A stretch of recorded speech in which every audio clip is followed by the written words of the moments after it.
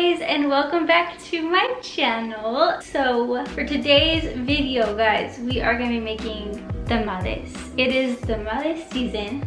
Now, being that I'm away from my family, I have nobody to make tamales for me. I had to learn on my own, and I did it actually 2 days ago.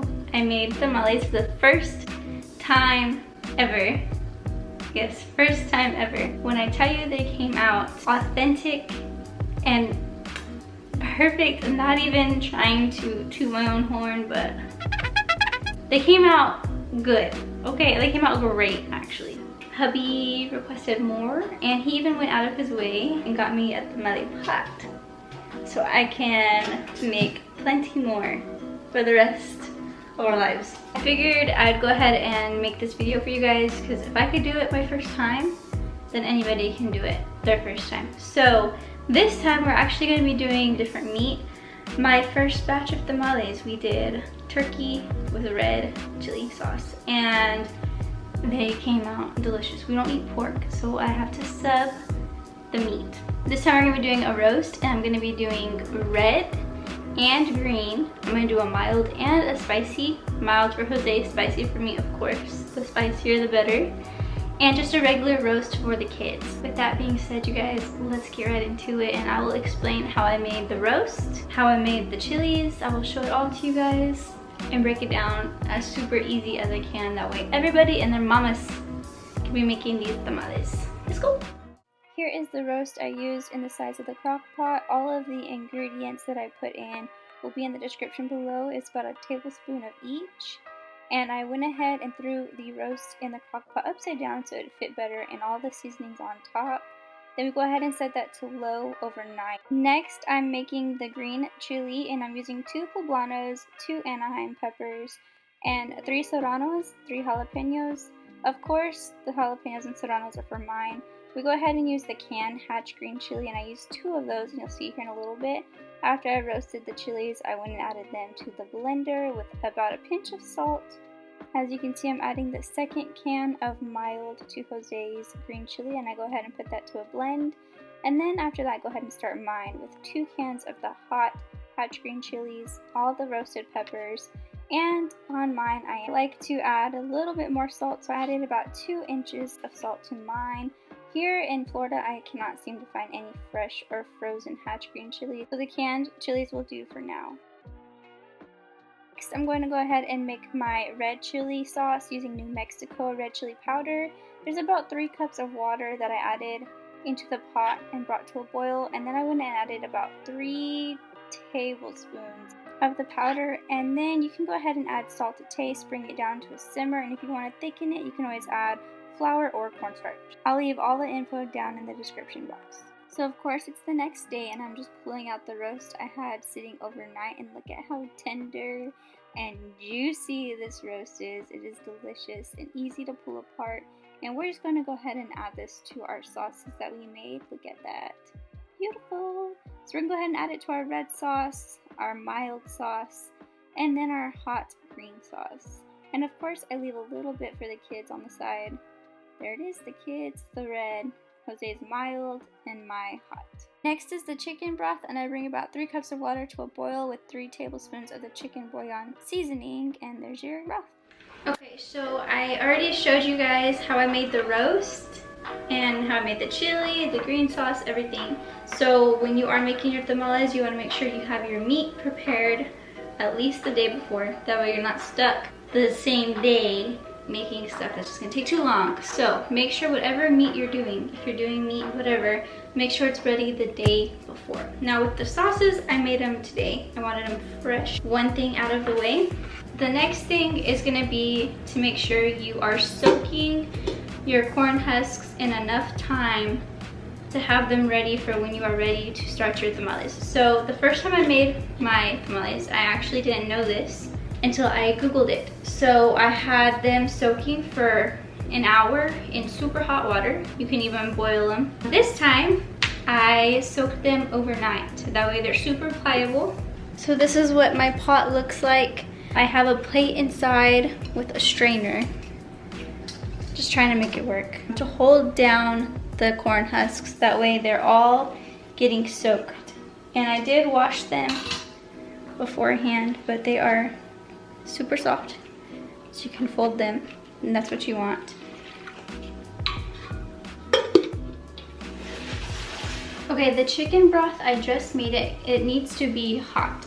So I waited very last minute, literally, to go ahead and make the broth. Though it's still hot enough to go ahead and make our masa. For the masa, I used the corn tortilla maseca. And if I'm saying that wrong, I am sorry. This was the only one I could find the first time. So since I'm comfortable with it, I went ahead and got it again, but they do have one made specifically for tamales, and I did see it today at Walmart. But I went ahead and still grabbed my regular corn tortilla maseca. So when you are making your masa, it's going to be, for every cup of maseca, it's gonna be 1 cup of your broth. Now you don't have to do broth. I've seen you can do water or oil, but personally, I think the chicken broth brings out more of a flavor in the masa. So I'm going to be doing 6 cups of the maseca. Okay, next we're gonna need 1/2 cup of shortening or lard, and we're gonna be using Crisco today.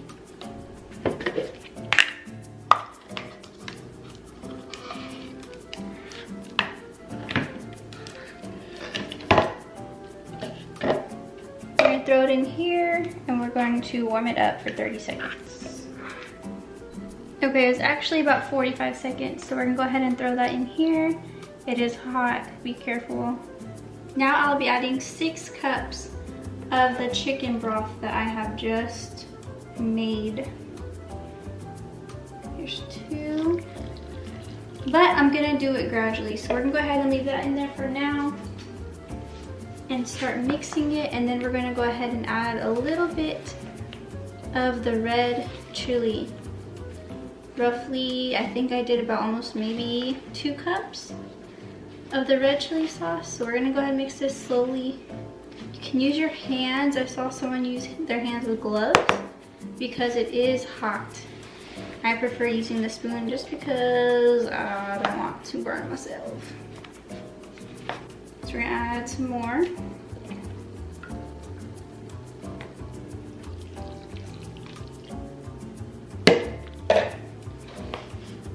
Now since we're using chicken broth, you can add salt to your masa, but the chicken broth is salty. So I didn't add any salt to mine, my first batch.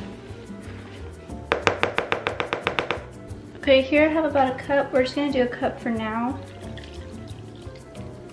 We can always add more later.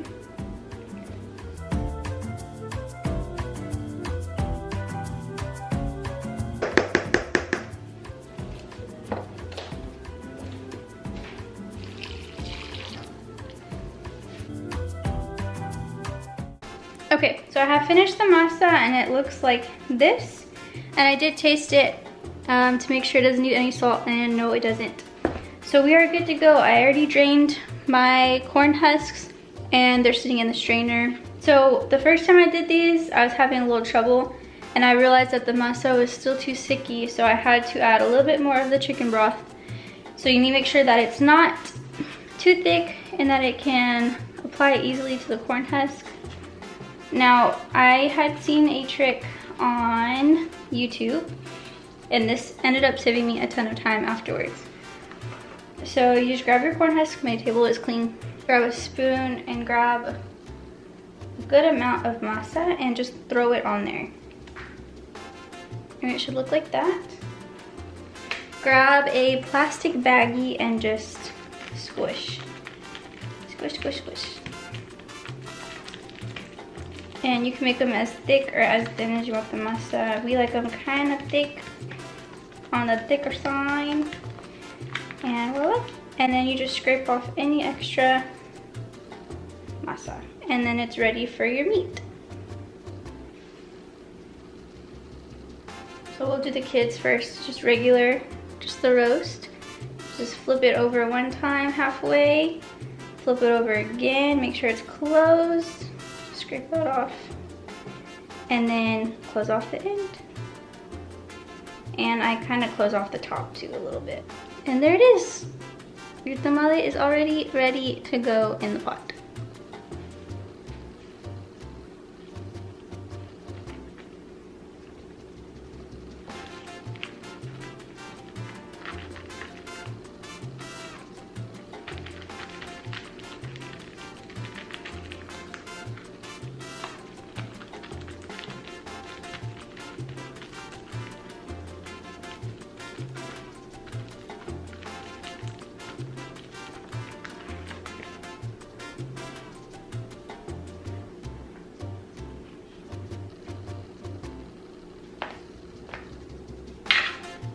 I did drain out the red chili sauce from the red chili,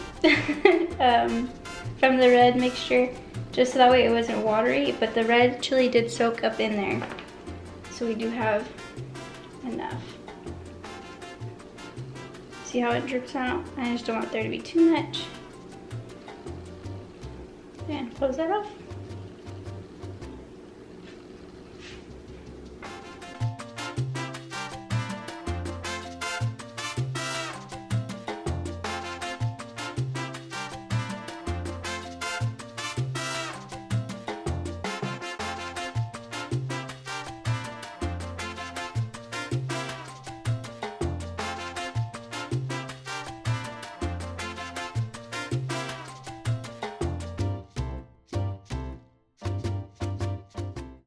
Now if they look a little too big, or yeah, like this one might be too big, you can also tear off however much you need to. Or if you want to make them big, which I have not done and I don't want to, you can double up the corn husks like this and then make your tamale. But that would be a huge tamale and we cannot eat that big of a tamale.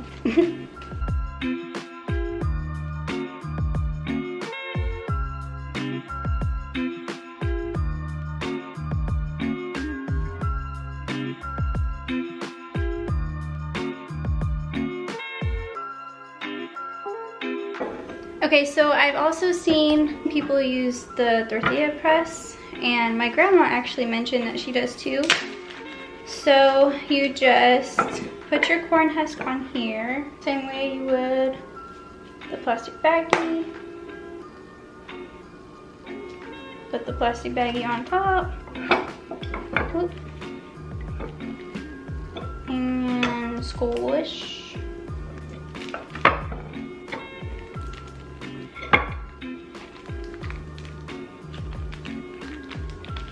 There you go.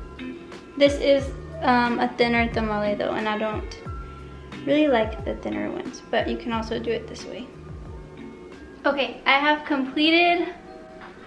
finally completed my tamales. I ended up actually having to make just a little bit more masa for mine. I just made myself a dozen of the spicy, but you can freeze them. So anything we don't eat today, we're going to freeze.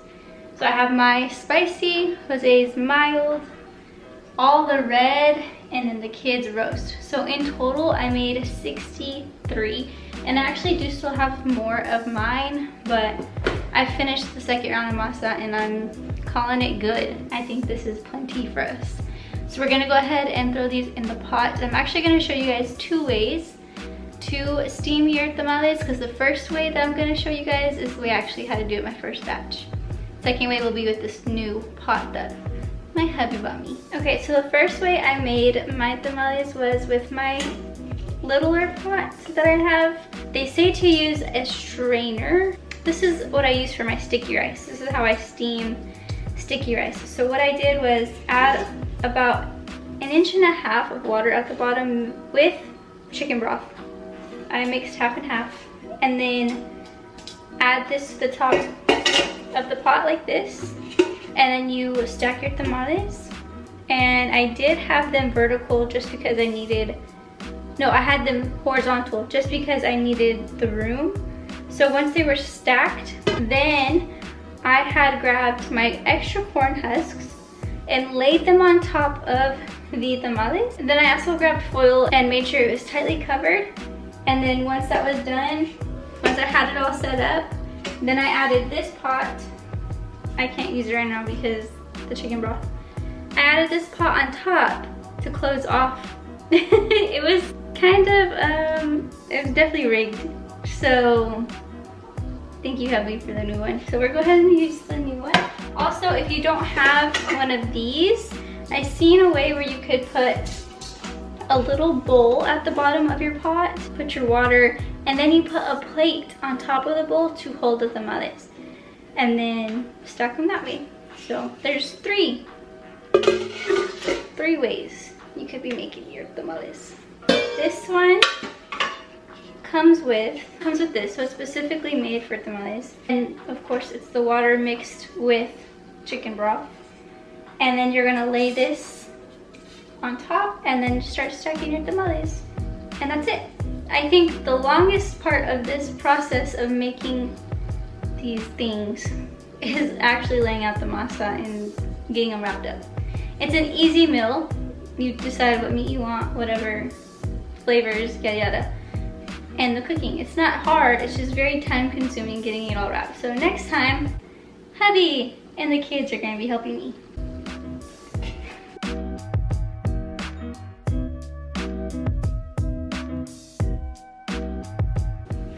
You wanna make sure that there's always liquid in there. It will look like this on the inside, and you can see the water is not anywhere close to the piece.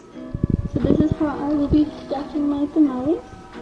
Lined up against the edge like this, and I'm starting with Jose's mild ones first, that way we don't mix ours up. So you just line it up across all the others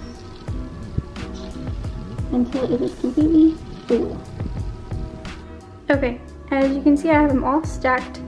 So I have all of Jose's on the outside, then we have the red, then we have the kids, and then we have mine. So they're all in there. There's even room for plenty more. And now we're gonna cover them with the extra corn husks that we have.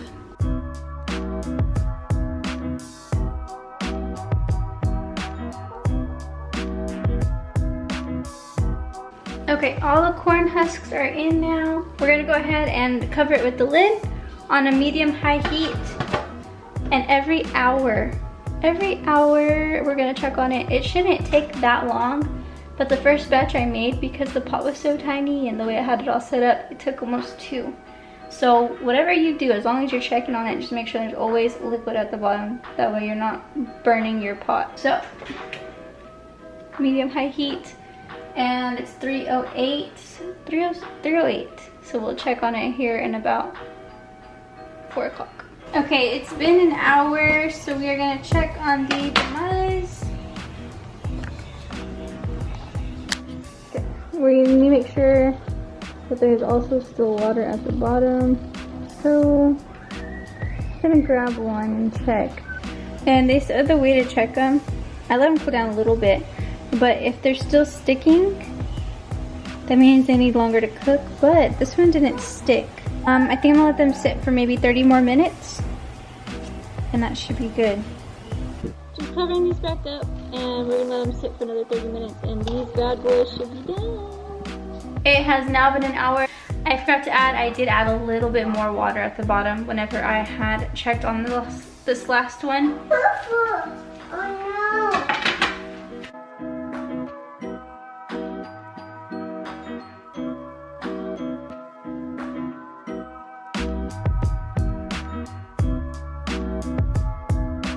Now, of course, you want to let these cool down first, but I'm going to grab one to show you guys what they look like. Okay, it's still sticking, so it's actually not ready just yet. We're going to try another 40 minutes, 45 minutes.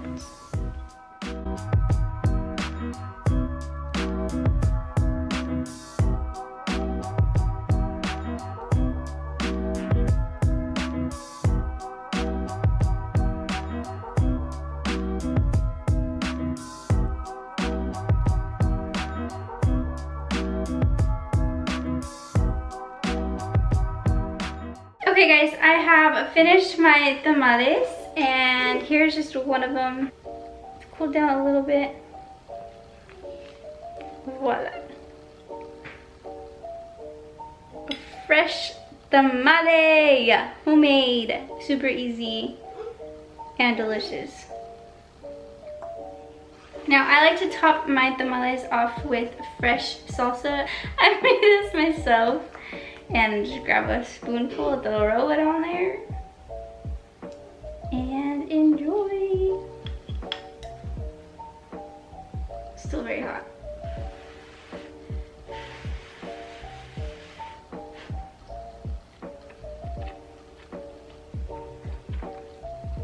If you guys try these, please let me know.